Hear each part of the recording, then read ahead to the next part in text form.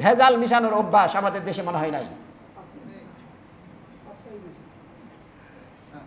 আমালা চিন্তা করতেছে ভালো আমটা আমি বাসায় রেখে ফরমালিন দিয়ে বাজারে ছাড়বো, সব মানুষ খাক, কথা বলেন ঠিক কিনা? এখন মিষ্টিওয়ালা চিন্তা করতেছে ভালো মিষ্টিটা আমি বাসায় রেখে আর ফরমালিন দেওয়া মিষ্টিটা বাজারে ছাড়বো। এখন আমালা যায় মিষ্টি কিনতেছে আর মিষ্টিওয়ালা যায় আম কিনতেছে। আমার কথা মনে হয় আপনারা বোঝেন নাই, বুঝতে পেরেছেন? মরলো সবাই না বাঁচলো সবাই?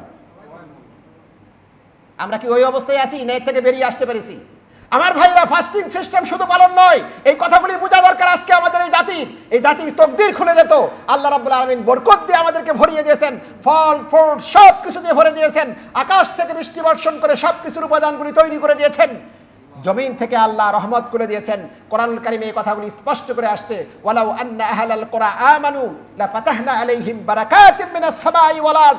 আল্লাহ বলছেন তোমরা যদি ঈমানদার হতে, তোমরা যদি ফাস্টিং পালন করতে, তোমরা যদি প্রকৃত মুসলমান হতে, আকাশ থেকে বরকতগুলি আমি খুলে দিয়েছি, জমিন থেকে রহমতগুলি খুলে দিয়েছি, সব তোমাদের জন্য দিয়েছি। ধ্বংস করছো তোমরা নিজেদের হাতে। জোরে বলেন ঠিক কিনা? কার হাতে ধ্বংস করছি? ওই যে মিষ্টিওয়ালা আমলার মতো। আর বাকিগুলো আপনারা বুঝে নেন। আমরা মনে করতেছি, মিষ্টিওয়ালা মনে করতেছে আমরা ভালোই আছি, আমলা মনে করতেছে আমিও ভালো আছি, কিন্তু শেষ যে সবাই হয়ে যাচ্ছে আর আমাদের কোনো খবর নাই। জোরে বলেন ঠিক কিনা?